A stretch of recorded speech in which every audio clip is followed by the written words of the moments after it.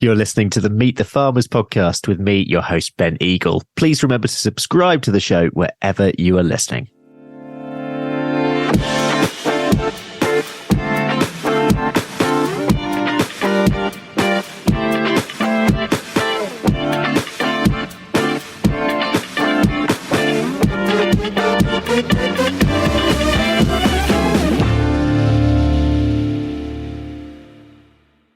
Hello, everyone. Happy New Year and welcome to the first episode back this year. Welcome to episode 226 of the Meet the Farmers podcast with me, Ben Eagle.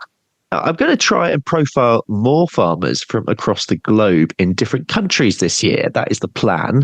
And today we're sort of doing two in one-ish. We're heading to New Zealand to meet a Norwegian dairy farmer. Yes, you did hear that right.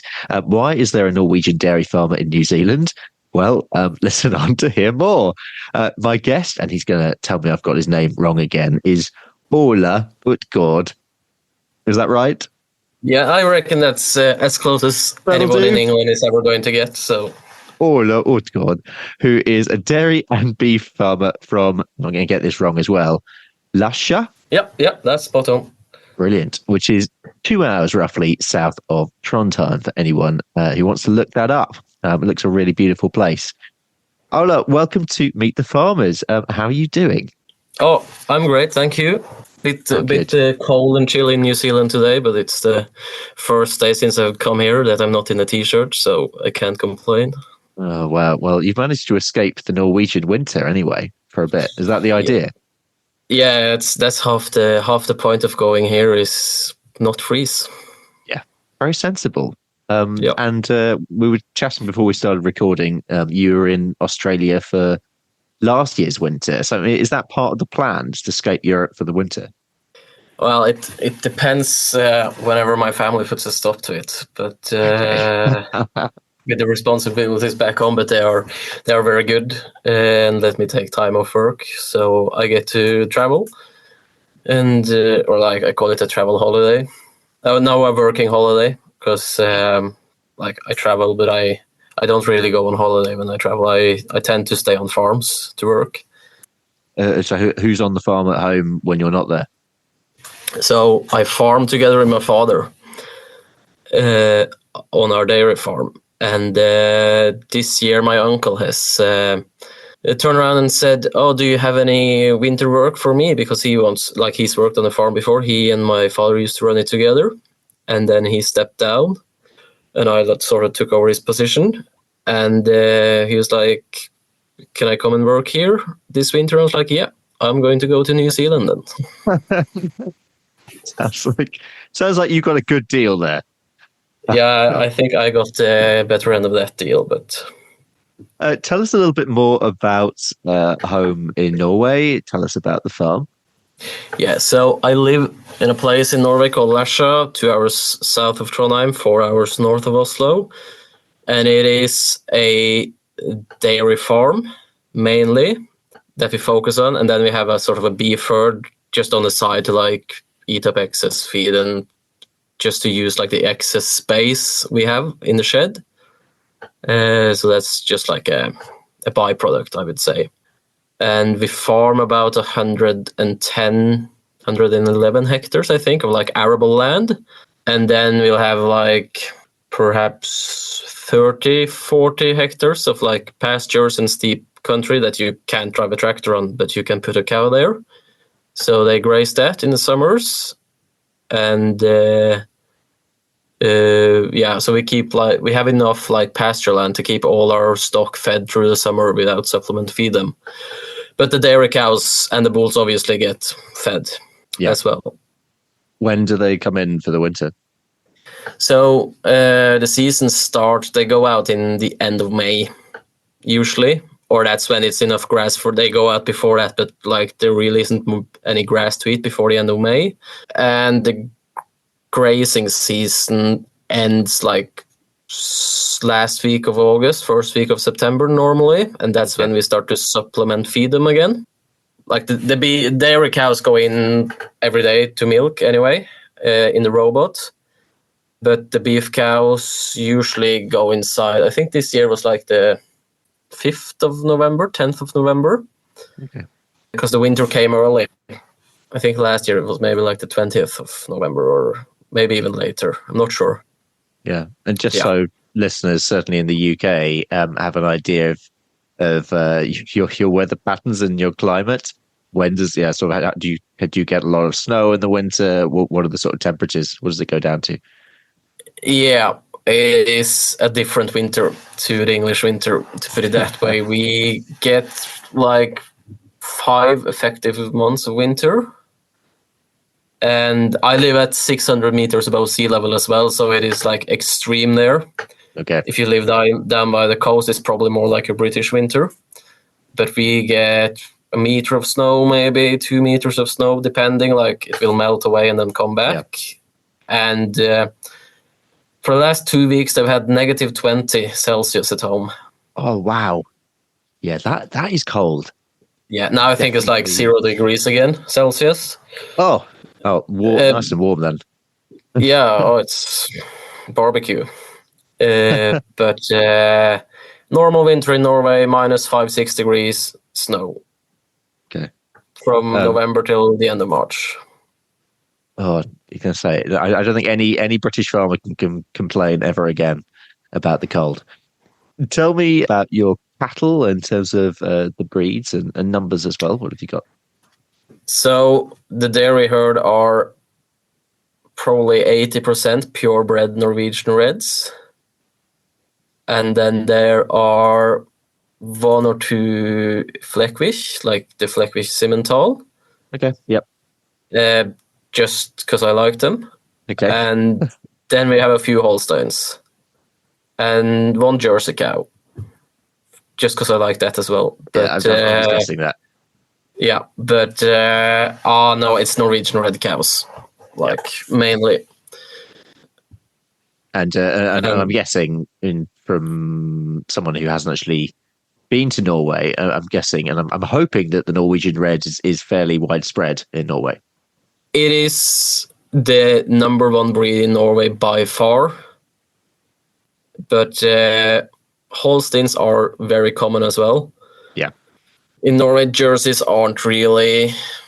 Some farmers have them, but they aren't really a thing. But it's Norwegian Reds, Swedish Red, pretty much the same thing.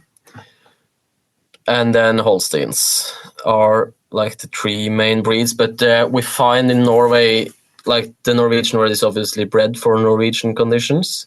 Yeah. And just at least from my point of view, like the Holstein organization in Norway is probably going to disagree, but I find that the Norwegian Reds function better under the conditions we have. Yeah. In the UK as well, one of the things that anyone who farms cattle has to tackle is TB. What's the prevalence of TB in bovine TB in Norway? Non-existent. That will be music to a lot of British farmers' ears. That it is. There was actually a case in a slaughterhouse in Norway last year. They found 1 case of bovine TB on a carcass hanging there, and that farm obviously got put into lockdown. And I was very far from where I live, and I never heard anything more about it. But it was like that 1 case. But apart from that, like I know my grandfather remembers they had it, I think. Okay. But that was like back in the 50s. Yeah. And since then it's not really been a thing in Norway, and we don't do tests for it. And it's EU. I've never ever heard about bovine TB even before I went to England. Wow. Yeah. So that's quite good. Absolutely. In terms of general health and well-being, but also, I mean, any other animal diseases? Is there anything of note in Norway? No, I don't think we have anything like that stands out. Obviously, you have your traditional difficulties with animal, like you can have milk fever, etc., mastitis. Like that's everywhere you go, but there's no like disease that are bad in Norway, which we are is very good. The cold kills a lot of things. Yes, of course. Because I went to Australia last year and we were backlining sheep. And no one's ever heard about that in Norway, to backline your sheep. And we were looking at these sheep and they were like, yeah, these would have been dead in a week if we didn't do this. And yeah, I reckon there's some perks of being in a cold place, is that you don't get a lot of diseases. And the government are very strict on like the treatments and the antibiotics and everything. Okay. Yeah. I mean, so it's a family farm, and I'm guessing that's a major reason. But I mean, how did you get into farming, and what's your sort of first memory of farming, I suppose? What's my first memory of farming? It's probably me and my brother sitting in like a 1x2 locked in space at the end of the barn when my mother and father was milking in the old dairy shed we had before, which was like a tie stall, 20 cows, that sort of thing. Yeah, that's probably my first memory of farming. But it's like, you grow up on your family farm and you see it expand and you see like the entire season go past. And like, for me, it's more like you get to go out to work in the morning, and when you come back inside at night, you can actually see the effects of your work. Yeah, that's why I like farming. And you get to be your own boss. Like, there's things you have to do that you can't decide that you don't want to do, but you still like get to. It's your own thing that you're doing. No one's telling you what to do. Did you ever want to do anything else? No, not really. My parents did. Okay. They wanted me to like do other stuff, try other stuff, go to school, etc., etc. And I was like, okay, I can try to have a trade. And so I drove an excavator for a year, worked in a construction firm. Yeah. But it was like, go there in the morning every day and then just come back home to farm every single day. And I was like, there's not really a point for me going and might as driving. well just do this. Yeah, might as well do this. And after that, I actually went to a year of ag school after that, which was super. And after that, I've just been, since I was 20 years old, just been at home. Okay. Yeah. Is that fairly typical in family farms in Norway, or do most people sort of leave? Is it a struggle to recruit people? I think it's more common to leave and then come back once you have a family, or like when your father retires, that you come back and take on the farm then. And you might live somewhere else. And I think like when you're in your early 30s, mid 30s, that's probably more normal to take over your farm. Okay. And like, I haven't taken over anything on paper, but like I co-run it with my father. Yep. So I like it is a good thing that you don't get forced into farming when you're 20 years old. And that's the only life, like I by no means was forced into it. I wanted to do it myself and I don't regret it. So yeah. This episode is being supported by our primary sponsor, Howden Rural, which is the new name for A-Plan Rural. The Howden team shares my passion for giving a voice to farmers, and we are both driven to raise the profile of farming voices to a wider audience. Howden Rural do a lot of work on social media themselves, sharing farming accounts and farming stories. They have a rural community blog which shares farmers' experiences, and they also support a growing number of initiatives that champion UK farmers, including this podcast. So a big thank you to Howden Rural for supporting Meet the Farmers. Give us more of a picture of agriculture in Norway generally, in terms of what most people produce. You've already said you're doing some beef, some dairy. There's also some arable land. Is there a subsidy support system? You also mentioned government earlier. So what are the regulations like? Yeah, just tell us a bit about agriculture in Norway generally. Yeah, so it's milk and beef and sheep is like the three main big productions. And then we have like pig farmers, egg farmers, chicken farmers. We have everything. Fruit farmers, vegetable farmers. We have all that. But it's like where I live, we can only grow grass and whole crop. Like we can't even mature barley where I live because the growing season is so short. It's just grass you can grow. So that sort of puts a very big limit on what we can do with our farm. It's either going to be milk or beef or sheep, basically. But luckily, like the government in Norway realizes this, or it realized that when they put this scheme together some many years ago. I have no idea when. So it's like a funding system, and Norway is divided into 7 parts, I think, through that funding scheme.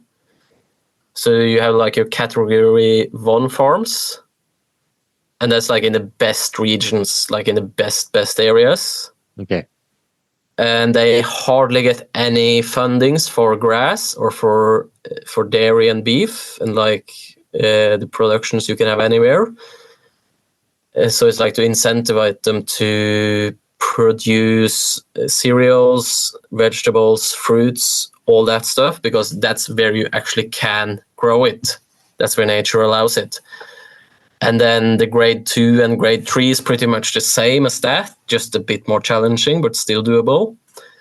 And once you move up to like the 4 and 5 regions, I'm in region number 5, where I live. And 6 and 7 is just very heavy fundings on beef and grass and sheep, because that's what you can actually farm.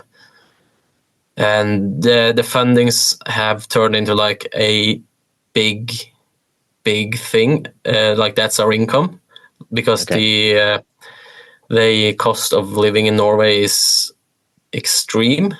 Yes. It is. That is one thing I know. Yeah, it is like an extremely expensive country.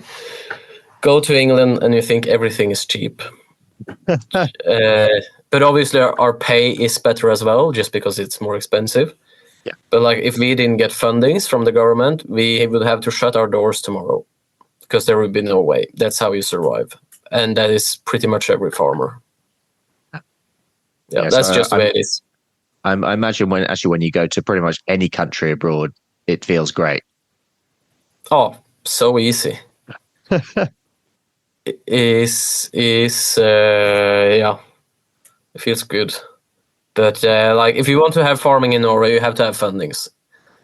Unless you're just going to have like a few big farms and that's it. And you can't really do big farms in Norway, because like we have 110 hectares of arable land, and that is a big farm in Norway. Yeah. 60 dairy cows is a big dairy farm in Norway. And the farm I'm currently on in New Zealand, they milk 1,500 or 600 cows. Yeah. Yeah.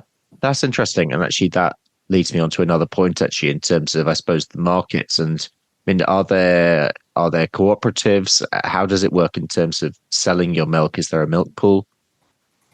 Yeah. So we sell all our beef and milk products to 2 different cooperatives.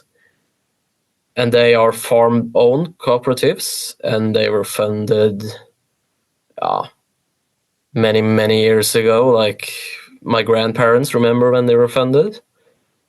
And they are like they're not government run. They are like the farmers own them.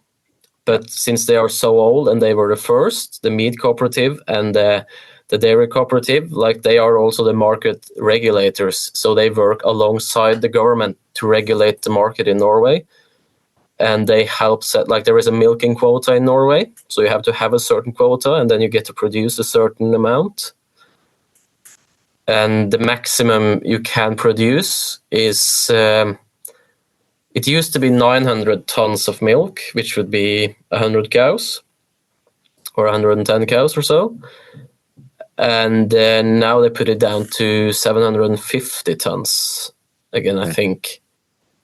And there's no regulations on beef or lamb, I think. but on pork, you don't get a quota, but you can only raise like if you're a sow farmer, you're only allowed to have so and so many sows in that and that year. And also when if you're an egg farmer or a chicken farmer, there are like you have to get like a permission for it. Okay. But I don't think you have to pay for the permission. Challenges. What are your biggest challenges? Well, biggest challenge in farming in Norway at this moment is probably high interest rates and everything you have to put into the farm has gone up so much the last few years, and we get paid the same for our milk now as we did 10 years ago. Yeah, wow. And when you're talking Norwegian terms, I mean, that must mean a lot. Yeah, but like the fertilizer crisis and everything, that was global. Yeah. That was everywhere in the world, and I think it's the same with meat prices and milk prices all over the world as well. Yeah. And like historically, Norway has had one of the highest milk prices in Europe. But I don't think we have that at the moment, actually. We certainly didn't a year ago. But you can't expect to be on top every single day. So I reckon it's just the way the market works. But so I think the struggle is the same for any farmer in Europe at this moment. But I suppose that's one of the benefits to Norwegian farming as well. Like, your normal farming units aren't going to be bigger than that. Like, the debt would be manageable, even if you have an outside job. Like, that's not the correct way to fund the farm, to take money from the outside and put into the farm, by no means. But like, if you had to do it, you could do it in probably 70% of the cases. And that's like a big difference to big European farms, where if you're struggling, you are struggling, and you're pretty much screwed. Yeah, I was going to ask, do many Norwegian farmers that you know have a second income, or do they tend to focus just on the farm? No, it's very normal in Norway to have your farm as a second income, or like have a second job, do something else, like work as a mechanic or an electrician or a plumber or something, or an office job. And then if you say you have 30 beef cows at your shed, you're going to have plenty of time on your hands anyway. So that's probably the most normal way of farming actually in Norway now. Or if you have 100 sheep or something, like, they will always have an outside job. Very, very rarely will you see like small farmers just live from the farm. Depending on, obviously, if they live very modest and have no debt, they can do it. But I would not like that lifestyle. Yeah. Meet the Farmers is brought to you by RuralPod Media, the only podcast production agency to specialise in the rural sector. We're on a mission to make rural stories mainstream and help businesses, organisations and communities like you tell your story through podcasting. Podcasting is a fantastic way of connecting with your audience, whoever that might be, getting your message out there and networking with leaders in your niche. RuralPod Media can help you by launching your new podcast or helping you with the technical side. We also provide podcast training and an audit service if you already have a podcast, you're not sure where to take it to next. For more information or to book a call, visit ruralpodmedia.co.uk. That's ruralpodmedia.co.uk. Let's turn to some bigger topics. So in the UK, the big topic really is sustainability. Lots of people are talking about that in terms of carbon, climate, but also sustainability of labour as well. How does it feature in Norway? Well, it's probably the same as in the UK, but we don't have the UK public in Norway. They're probably a bit more understanding. There is that. Obviously, you have your odd cases in Norway as well, but like, sustainability is like a massive thing. But at least in my mind, like all the farmers unions and all like the co-ops and even the privates, like they realize this. And I think like it is an advantage to be ahead of all these sustainability regulations and everything. So like I feel like everyone strives to always be better than the regulations and try to put in regulations for ourselves before the government do it, because then you actually get a saying in it. Whereas if the government just puts in regulations, you have nothing to say and you just have to go along with it. And so it is a big topic, but it's like that is your best commercial as well for Norwegian farming or British farming or whatever. Is like, yes, we can prove that we are actually sustainable, and yes, we have these fundings, but look at this paperwork here and you can see why it has to be that way. Like you can trace everything and you can prove everything.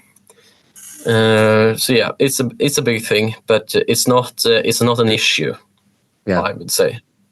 Is there anything in particular on your farm that you're investing in, changes you're making to sort of meet this new demand? Not at the moment. So we went from a tie stall barn in 2008, and then my father and my uncle started to lease a farm with a brand new robotic barn built on it. Okay. So at least the land and the barn there, and I actually live on that farm now in the leaseholder house, and that obviously put us like 20 years ahead of everything. But like that shed was built in 2008, and that was like the best shed you could build for money back then, and you would never be allowed to build that shed now because it is like. Is out of date. Like you don't have any welfare pens or like it's all slatted floors and everything. And I still think it's a great barn. There are things I would change, but like overall, it is fantastic. But you will not be allowed to build that shed now because of regulations that have come in the last few years. And I guess tie stall barns aren't really a thing in England at all, but they are still a big thing in Norway. And the government put in this, obviously, to please the Green Party and everyone like that. They put in a law that said that all tie stall barns were forbidden to use by the year of 2024 or 5. Okay. But so many farms still milk in tie stall barns. Like it's not a huge amount of milk, but it's a huge amount of farms because it's the smallest farms that are in tie stalls still. Of course. And people just went mad, understandably, for that, and they just pushed it another 10 years a few years ago. So now it's in 2034, I think. Right. They will be forbidden, but in my mind, it's a stupid law because it's going to die out on its own. Yeah. Because no one's going to build a new tie stall barn anyway, and a cow shed, they go out on date at some point. Yeah, which is possibly part of the government thinking that it will change anyway. Yeah. Like you don't have to make rules for that because in the end, it's going to die out. That's just the way it is. Yeah. The other hot topic in the UK, and I'm interested, especially because you have lots of smaller farms, so perhaps it isn't as big an issue, but it's labour. It's finding enough people to work on the farms. What's the case in Norway? No, it's probably the same case as in the UK. It is hard to find like good people that you can afford to pay a fair wage, because you have to find the money to pay for a farm worker. Yeah. But like what's pretty common back home is like 1 or 2 or 3 farmers will share a worker together to do the milking. and odd jobs. So they will have him like once every third week or every second week, and we've done that a few times, like for the summer, and that works very well. But you have to train them, and then they stay, and once they've learned everything, they go back home. Yes, and then you got the same issue again. Yeah, but we actually had a Lithuanian man working for us for 18 years, I think. Oh, wow. And that was easy because he knew the drill. Like he knew everything better than my father and my uncle did. So like he knew what to do. And it is pretty common to get people from Lithuania, Poland, Ukraine, Belarus, Eastern European countries to work on the farm, and it's good money for them, and they are very good workers. They're not afraid of work. It's hard to find Norwegians. Okay. Yeah, this is the same sort of story that you hear here in the UK. Because the Norwegians that want to farm, they usually have a farm. Yes, exactly. So it's hard to get someone to do that sort of stuff. But I don't care where they are from, and I find that they are usually more keen to work when they come from overseas or other places. Yeah. In terms of training and education, and I suppose I'm mostly thinking of Norwegians here. Yeah, what's the situation in terms of new entrants to the industry, first generation farmers? Are there opportunities for people to come in? I imagine it's pretty expensive to get into. Yeah, it's an expensive ticket to buy, and it is probably a difficult environment to get into because farming is a very traditional trade. But like in terms of school and all that, farm schools in Norway, I would say, are very good.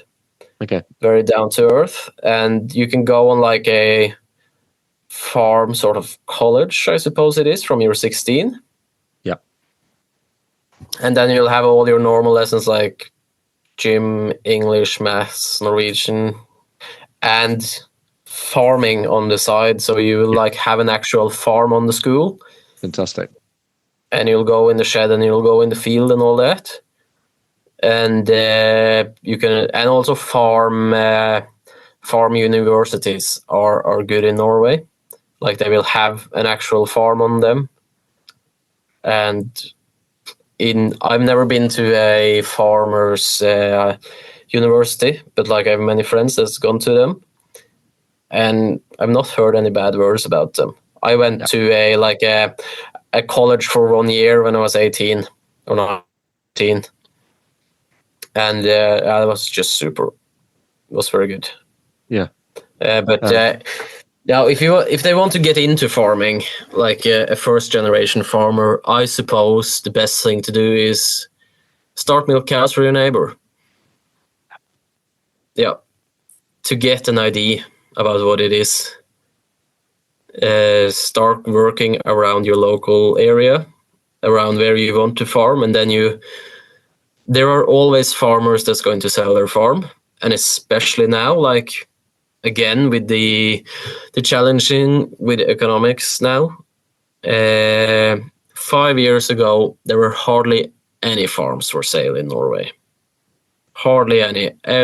If there was a farm sold, they were usually sold like private. You didn't hear about it before they were sold, sort of thing. Yeah. And they sold quick. 2023 has really seen a change of that. Like now there are quite a few farms for sale in Norway because people that have found that they are debt-free or they have to make a big investment and they're a bit old for that investment or, all those situations. Since it is so challenging at the moment, they've decided we're probably better off just to sell our farm. Okay. Because then we can live comfortably. But the issue is like the market or like the valued price for that farm, and like the market price is not the price you can pay for that farm now with the prices of beef and milk, so they don't sell. Mhm. So, like, it would be easy to find a farm to buy in Norway now, but it would probably not be easy to negotiate the price. Mm-hmm. Okay. But yeah, just start milk cows for your neighbor. That's what I would do. Start working on farms. Get a network, and that's go to ag school as well to get a network. Get friends that are into farming, friends that you can discuss farming with. I think that's super advice. Big thing. Super advice almost wherever in the world you are. Just a little more about our primary sponsor, Howden Rural, which is the new name for A-Plan Rural. Same people, different name. Howden Rural provide bespoke insurance cover for farms and estates. This could be for anything from tractors and machinery to a new exciting diversification venture. So for more information, visit howdeninsurance.co.uk/rural. Just before we sort of start to wrap things up, just tell us a little bit more about your plans for your time in New Zealand, what you're doing and what you hope to get out of it. Obviously, you're working. Yeah, so I flew here around 20th of November, and I flew into Queenstown and got myself set up, bought a ute, and now I'm working at the dairy farm down not so far from Gore, so it's like Otago Southland area, and we're working in 8-3 roster. And on my 3 days off now, I've been doing contracting for a contractor an hour away from here. Just odd jobs with a tractor. Okay. And I'm staying here till New Year's. That's the plan. And then I think I've just secured a job at a farm, an arable farm near Christchurch, 30 minutes from Christchurch. Fantastic. They grow seed crops, barley, wheat, onions, that sort. And then I'm going to be windrowing, combining, and on a tractor for 3 months, I think, before I head back home in April. It was also a seed crop farm I worked on in Tasmania when I was there. So, and I enjoy that very much. So hopefully that's what I'm going back to. And then back for the Norwegian spring. Yeah, hopefully, or late Norwegian winter, probably in April. But the snow should have started to disappear by then. Yeah. Our slurry season usually starts on the 1st of May. Okay. In my region. Yeah, no, I really like this idea of avoiding winters. Overall, I recommend it.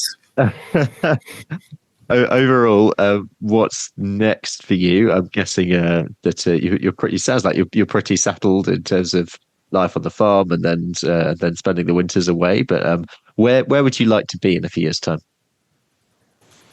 Few years' time, I hope to have my own farm, pretty much. Like I do back home in Norway, I have my own tractors and my own grass gear and slurry gear.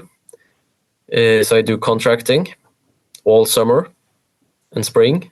So I have slurry pumping equipment. Okay. Slurry cat gear and 2 fence and mowers and a baler. Mechanical fusion tree. So I just do like all over my town slurry and grass work, which is also it's quite a good way for me to get into farming because you get to start buying things you will need to farm, and you get like to start to pay it off before you have everything else on top of that as well. So it's just like, for me, it's a small step into the industry. Yep. Like personally, hopefully I can go back to New Zealand next winter again as well. But I'm not counting on that. That's just like depends on the family. Yeah, it's just a small hope I have. But no, 5 years time, I'm probably going to be settled in my hometown on a farm. Is what I reckon. I think my father will be quite happy to pass it on soon because I think he's sick of it.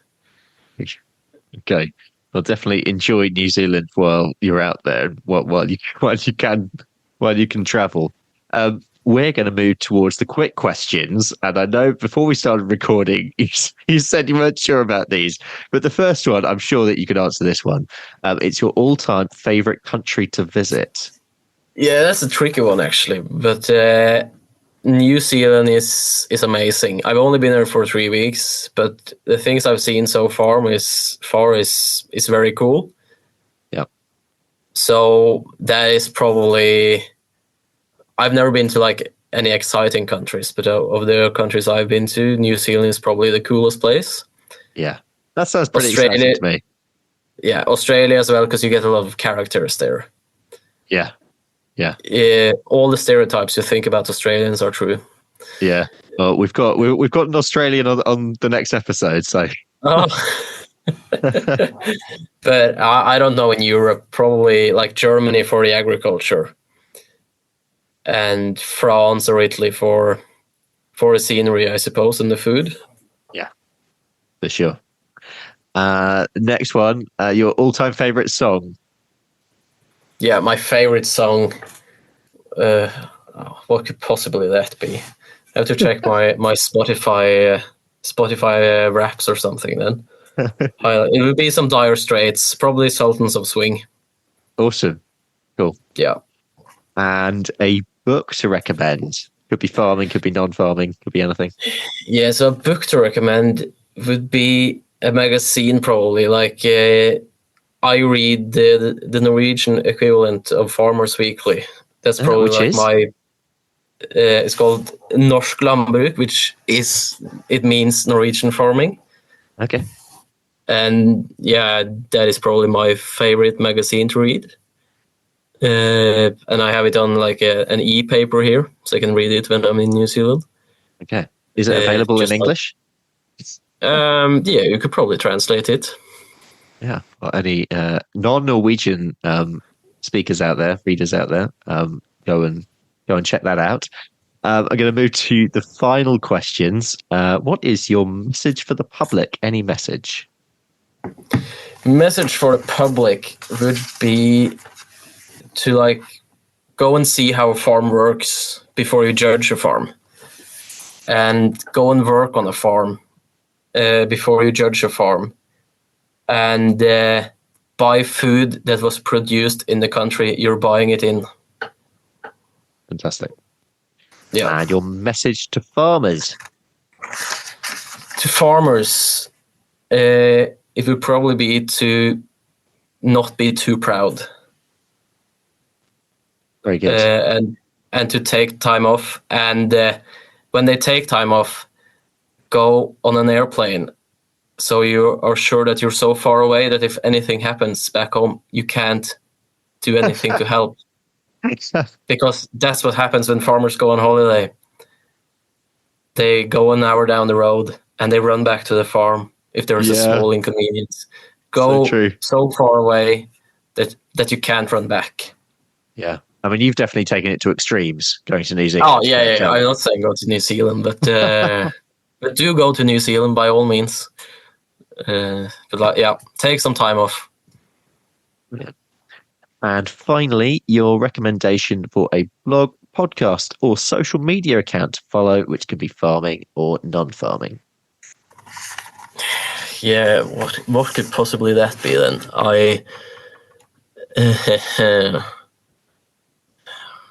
That is a good question.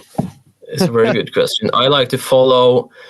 I don't have one particular one, but I like to follow farming related papers and pages around the world.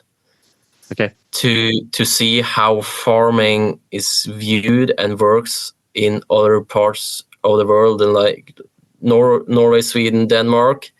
You think it's the same place, but it's so different. Like in terms of farming, Denmark is probably more similar to English farming. Okay. And I tried to keep up on literature from overseas just to see if there's anything we can use from that back home, if there's anything we can learn from it, which it definitely is. I think that's a great tip. Yeah, for sure. And it's only one thing that I'm trying to do through the podcast. Yeah, certainly this year, reaching out to farmers in other parts of the world, because I think we all have a lot to learn from each other. So I think that's a really good point. Yeah, and that's like a part of why I travel as well.